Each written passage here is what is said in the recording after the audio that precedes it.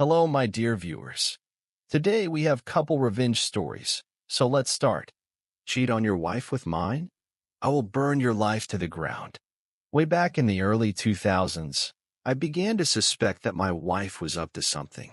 Our two kids were about 4 and 6, still young, but not so young they couldn't tell you something about what had happened in their day. They started talking a lot about staying with my wife's parents during the day, which wasn't really that strange in and of itself. But since they lived about 90 minutes away, doing so 2 or 3 times a week seemed a bit much. That was basically every day she wasn't working at her part-time job. When I asked her about it, she denied it, but was never a good liar. So I started tracking the mileage on her car, and sure enough, she was driving an extra 400 or so miles per week. I knew some shit was going on. Then one day, I sat down at the computer, and she had left a sticky note with her AOL password written on it next to the keyboard. I could not resist and logged in to read her emails and saw a few email exchanges between her and her college BFF where they discussed how my wife was regularly fucking one of her ex-BFs from high school.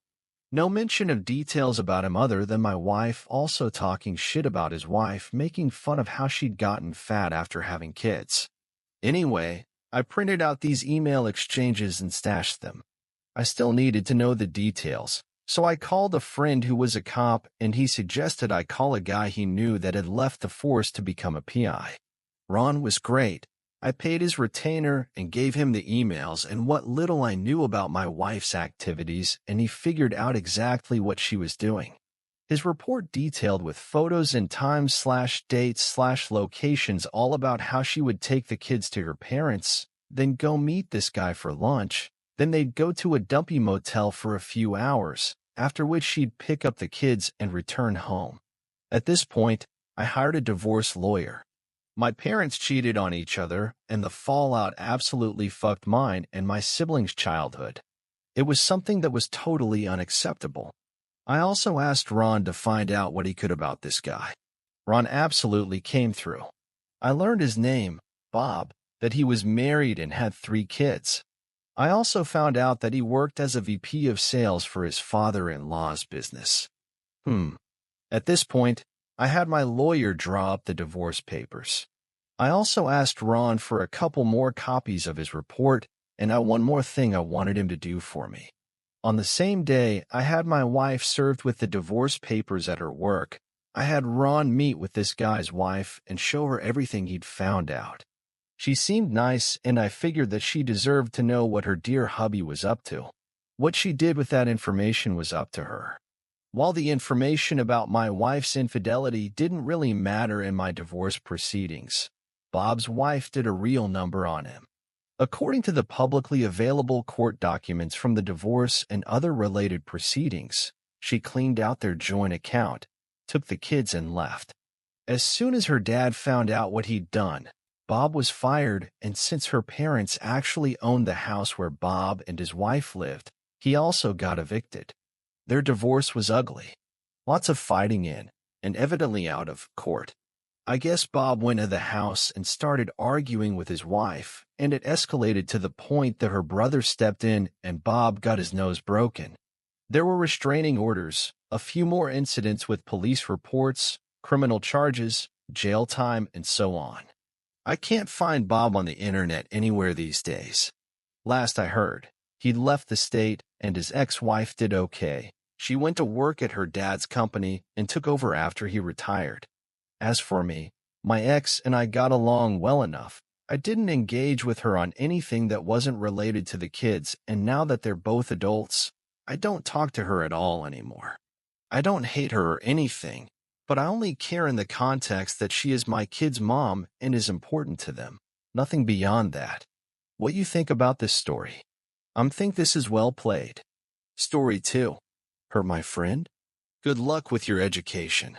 Back in the before times when the internet was still a new thing with lots of potential, I was enrolled at my local junior college. A little into the semester, I moved in with my GF so we could both save on rent. I will call my girlfriend Lucy for the purposes of this post. One night, Lucy says she invited a friend from one of her classes for a game night. Sounded good to me. We invited a couple of other friends, and it was a really fun night. Surprisingly, it turned out her friend, Sarah, was someone I knew from high school. We weren't close friends, but we knew each other and got along fine.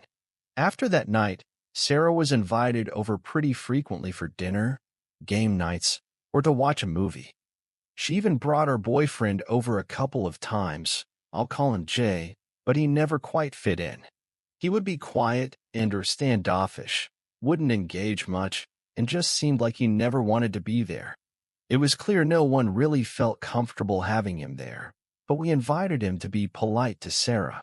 Fortunately, he only came over 2 or 3 times and found an excuse to refuse every other time. A month or 2 after this all started, Sarah called my GF crying and asked if she could come over. Of course, we said yes. The story that was relayed was Jay was getting very upset with Sarah for coming over to our place so frequently and accused her of cheating on him. She never clarified if he thought she was cheating with me, Lucy, or both, but any option was ridiculous and never happened. But he confronted her and started verbally assaulting her, calling her all kinds of nasty names. At one point, she tried to walk past him to leave, and he shoved her back. This caused her to trip over a coffee table, fall, and get a huge bruise on her butt and lower back. Lucy told me about the bruises Sarah had shown her. I didn't see it for myself. Sarah swore up and down that he had never physically assaulted her before, and she believed it was just an accident, but I was pissed. I wanted revenge. You don't mess with my friends, and you don't assault women. I wanted to beat the crap out of him. But while I'm a very big guy, I've never been in a fight and am not a violent person, but a revenge plan formed in my mind. At the time, I was working in the administration building of the school as a student employee. As part of my job, I could access anyone's student records, their fees, and their class schedule. The date was fast approaching that was the last possible day to drop or add classes without penalty or specific permission. So I looked Jay up in the system, got his student ID number and the other information that I needed, and put my plan into motion. On the last day to change schedules, I used the dedicated enrollment phones in the administration building. Internet class scheduling wasn't a thing that was set up yet, and canceled all of his classes. Not only that, but I went through and added every class I could find that had a course fee. If you owed a debt at the school, you couldn't get copies or your transcripts or anything else. Something that I didn't mention was that Jay was a foreign student and couldn't stay in the country if he wasn't enrolled with a certain number of units. I wish I could give more info about the fallout, but as I didn't want to get this traced back to me, I didn't tell anyone, nor did I pull up his records again for quite a while. I did get a little payoff, though. Sarah was really worried about seeing him again. She had broken up with him the night after he pushed her, as they had an English class together on Tuesdays. She said that on Tuesday he was there, but there was also someone new standing in the class. He was standing because there weren't enough seats. The teacher, seeing that there were more people than should be held roll, and guess who wasn't on it?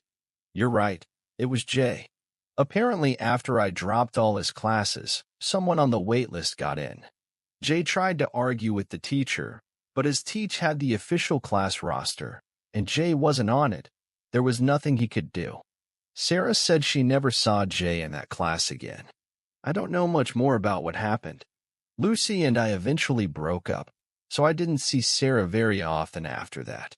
After a while, I did look up Jay's class schedule, and all of the classes with course fees were gone, but he didn't have any other classes on the books either. I wanted to assume he was kicked out of school, but I didn't try to confirm it. Either way, Sarah didn't have to have a class with him, and while he probably deserved more, he was definitely inconvenienced and possibly kicked out of school. Sometimes I worry I was too harsh, but then I remember that he deserved it. Mess with me, but not my friends. In my opinion, the author was not just taking revenge. He stood up for a loved one who had been unfairly humiliated. He did not resort to physical violence or public humiliation, but used the system to make the offender accountable for his actions. In a world where bullying and abuse often go unpunished, such determination deserves respect. Story 3. Long Revenge Game. I am by no means an expert or pro at revenge, but I am a patient person. I disclosed this to a friend, and they directed me here. Throwaway for obvious reasons. It's a long read, but the setup and backstory are important. 7 years ago, I was lucky enough to be able to buy my own place. I had saved for 10 years, worked my ass off, and I was so happy to be able to have a place to call my own. Now, being a single person on the mortgage meant I had to make compromises. One such compromise was buying a property on a shared block, a lot cheaper. Where I'm from, this usually means it's on a strata title. For some, that's a bonus, as it means there's a communal fund for repairs. Typically, insurance is cheaper as it's collective, and other things like maintenance being taken care of. Strata titles also come with a lot of bylaws and restrictions on what you can and can't do. I'm a pretty private and introverted person, so having to deal with people and have limits on how I live was a no-no. I took my time, found the perfect property. Shared block but freehold title. Only thing that was I needed to pay public liability insurance for the shared walkway on the property, split equally between owners. The real estate agent is local to my area. There's also about 3 degrees of separation between us. He has friends who are friends with my friends type of thing. Didn't know him, but knew of him. So that sort of felt good too. About 5 months after I move in, I get a knock on the door from the owner, landlord, of the property next to me to discuss insurance. Not a problem. I ask for a copy of the policy so I have a record. It gets sent through, and lo and behold, it's for strata insurance.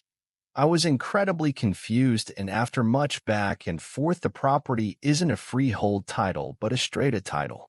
I called my lawyer who conveyed the title, etc. He was dumbfounded, but over it all did the right thing and made things as right as they could.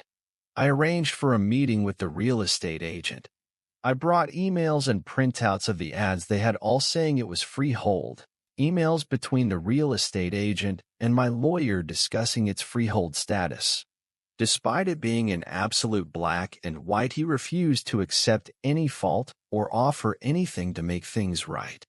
I don't begrudge that. He's looking out for himself. I get that. However, I wouldn't forget it. I did enter into mediation with the real estate agent, and all I asked for was, when the time came for me to sell, they'd do it or cover the costs. I thought this was reasonable, but they flat out refused, offered me $1,000 to go away, which I refused. I had the option to pursue them legally and was advised by the mediator to do so, but ultimately I decided against it for a few reasons, the main one being my health at the time. So I planned and plotted, and I schemed and connived as to how to get back at this son of a bitch. And I settled on this. I found his personal Facebook page, which wasn't set to private, saw some photos of a boys on tour trip he went on a few weeks prior, so about 5 to 6 months after I bought the property. I also found his address through a business registration search. On the anniversary of the sale, for 6 years straight, I sent them flowers with a note. Dear real estate agent, remembering you on this, our special day. She has your eyes. Love, L. They varied ever so slightly over the years, but always had on this our special day, and some weird inference to a love child and a desire to reconnect. I also from time to time arranged for postcards and letters to be sent from another country, the one he was on tour in, always signed Love, L. I learned about 3 weeks ago that this guy had recently divorced, lost his home, and is not longer working as a real estate agent. His wife had found out he cheated on her. The story I was told, through said friends of friends, went along the lines of he would get weird gifts and flowers every year, same day, every year. She, his wife, finally put 2 and 2 together and realized what the date was, and he admitted to cheating on her. Now, I didn't mean for this, but it turns out a year before I bought my house he had gone on holiday, came back with an STD, gave it to his wife, but somehow convinced her that it wasn't him. As such, our special day turned out to be right around the time he'd have been balls deep, sans condom, and someone who wasn't his wife, only 1 year earlier. He's apparently lost his house, half his retirement savings, and also his business. I do feel a little bit guilty about all of it sometimes, but then I'm reminded that he's a scumbag and that karma, like me, is a patient, spiteful, and vengeful bitch. Story 4. It took 24 years, but patience pays off. A wedding revenge story. When I got engaged, we were young, like 20 years old, but mature. We announced to the family, and I had asked my bridesmaids to participate. I had my sister, my cousin, and 3 friends from throughout my life. We got engaged and picked out our wedding date pretty quick. Everyone was aware of our wedding date with a year advance notice. The planning continued with the wedding. We went to the dress fittings for the bridesmaids, and we were having them custom made. Deposits were made. We were all excited. In August that year, 3 months before my wedding, my fiancé and myself were invited to spend a day at a local man-made lake on one of my bridesmaids' boat. There were 4 of us in total, 2 couples. My friend and her husband, and myself and soon-to-be husband. We each packed a picnic. They also had a jet ski to which my friend rode. When we decided to anchor and eat lunch, we were all in the boat eating. My friend's husband asked my friend if she put the protective thing between the boat and the jet ski so they don't crash into each other. She kept saying it'll be fine. Mind you, we did not ride the jet ski. We were only on the boat. After lunch, we all decided to ride the boat over to the swimming area. As we were making our way, the depth finder on the boat started acting weird and saying the lake was like 900 feet deep, and it was obviously glitching. We all got off the boat, started swimming. When we were done, we went to get on the boat, and it was taking on water. It was about halfway under. Long story short, we got towed to shore. Her husband went to pick up the car and the trailer to get the boat out of water. My friend and I went with the ranger to get our other car. My fiancé was left alone with the sinking boat. Mind you, he doesn't know how to swim. He was given the smallest of buckets and told to start bailing water out. He was left alone for a full hour, in the hot sun with nothing but a small bucket about 1 gallon big. The ramp was slippery and the boat only kept taking on more water. He rested to take a break when we pulled up. No amount of scooping was going to save this boat. We finally got the boat out once the trailer was there and pulled it out of water. My fiancé and I treated them to dinner since we felt bad that their boat was broken and it was a stressful day. Fast forward to a week before my wedding. My friend pulled out of the wedding. Her reason for pulling out was that it was unfair of me to put my wedding on the biggest party night of the year for Halloween, and she had spent $300 on Halloween costumes. Now again, she knew a full year that my wedding was that day. This was not something that we threw together.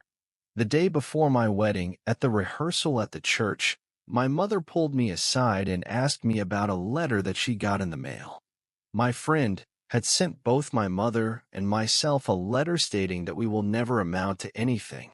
We will never own a house. We will never have meaningful careers. We will be horrible parents. Our marriage will never last. And we basically are losers in this game of life. I also got a detailed bill about the damage to her boat. She wanted us to pay for all damage because my husband was not adequately able to bail the water out of the boat. Reminder, the damage is because she did not put the buoy between the boat and the jet ski, to which her own husband told her to do, and she said no. Let's fast forward to 24 years later. I'm having a nice holiday with my family. My brothers were outside in the front yard and came inside and told me I had a friend outside wanting to say hi. I went outside and it was her. I haven't heard or spoken to her in 24 years since my wedding. We caught up very superficially, but not to be petty, but it felt good to be able to prove her mean letter wrong. I own a house, I have a master's degree, and I have a wonderful career. I have 3 kids, with my oldest graduating college 2 years early and already working a full-time job as a teacher. Although we did get divorced, We did last 18 years and we are still friends. He still comes to our holiday family get-togethers, and we co-parent well. She, on the other hand, got divorced shortly after my wedding. She never got a degree and doesn't have a career. She had meth mouth and was extremely skinny as though she has addiction issues. I have no problem with people with no college degree or a career. I also do not believe in economic statuses, but in this one instance, it just felt good to prove her wrong and show that I had made something of my life. Story 5. My dad and the old neighbors take on litterers and shows them who's boss. My family used to live across the road from a school. I didn't go to said school as despite its large complex, the grades produced had never been that good. Barely any A's, few B's, and mostly C's and below. Often in the morning, parents would drop their kids off in front of the house, preventing us from getting out of the drive and on occasion almost crashing as we pulled out. The kids were worse. They would constantly litter and drop cigarette butts onto the street, which would blow into our and some neighbors' driveways. My dad often complained to the school's headmaster to educate the pupils on littering or at least put some more bins around the site. This request was ignored despite complaints from neighbors as well. My dad decided enough was enough and began to collect up this litter and put it into a separate bin. He also did this for other houses on the street.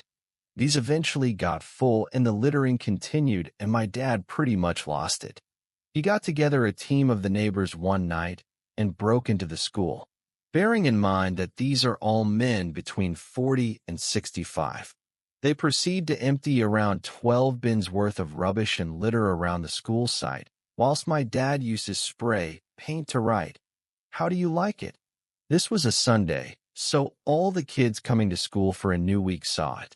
My dad or the neighbors never got caught by the police because of lack of evidence and no witnesses. The school proceeded to put bins pretty much everywhere, and the neighborhood looked considerably better. Story 6. I took revenge on a cheating ex, and I went overboard. So recently I found out that my ex had a flirtatious relationship at work with one of her managers at a restaurant she works at.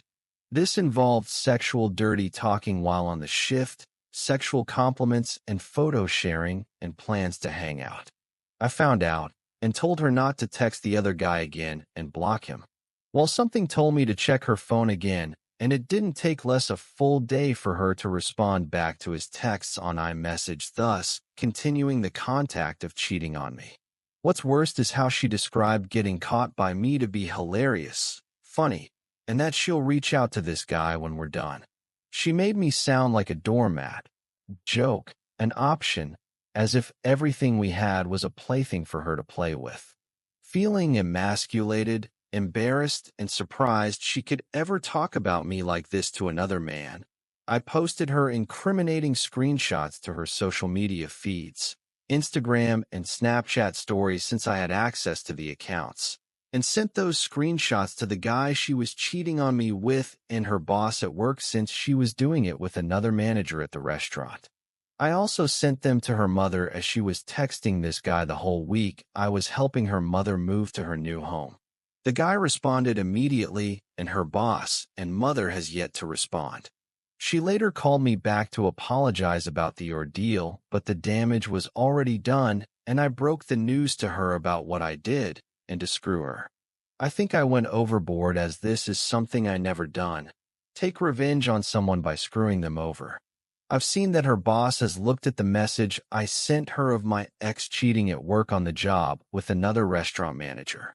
The boss hasn't replied yet, but she definitely knows now. Time will tell if she'll continue to be working there. Apparently, she still has her job from the restaurant, and she's doing damage control from the social media posts. She replied back to me letting me know the developments I about posted learning before, and that only a person like me would care to see that happen. The conversation turned in a really ugly name-calling match. The damage has already been done. I'm being spiteful, and I'm done talking with her. I'm going to desperately seek therapy and work on myself for the better. I didn't expect this to blow up, but I appreciate the advice all around. She never wanted me or deserved it all. I contacted the owner and showed him pictures of what happened. He legally said he can't get involved for situations that happened outside the restaurant. The screenshots clearly show her and the manager sexually flirting during the workday on the hour. I don't think he really wants to get involved. We live in an at-will employment state, meaning the employer can fire you for a reason other than an illegal one. So as uncomfortable as it is for her, the owner, GM, the manager she cheated with, unfortunately, she'll keep her job, but boy, it'll be uncomfortable working there. The guy she managed to cheat on me with is a single father co-parenting a son with another woman. I found out who the woman was and showed her all the screenshots. Unfortunately, she saw them texting each other for well over a year ago, and that she told him to not text her anymore because she doesn't want him hanging out with anyone that doesn't like the mother of their son. My ex-girlfriend knew her and was extremely rude and snobbish with her. They're not together anymore, so she didn't know the exact lengths of their relationship. However, she knew that texted each other a lot. To no surprise, their relationship also ended because he was also cheating on her at the same restaurant with another woman that worked there while their son was extremely young. For all the talk about how my ex-GF didn't want to be a single mother and how she despised her father for cheating on her mother while she was pregnant, she sure loved playing the role as the other woman. What you think about this story? Write in the comment your opinion. On my channel, you can watch other revenge or cheating stories. See you soon, my dear viewer.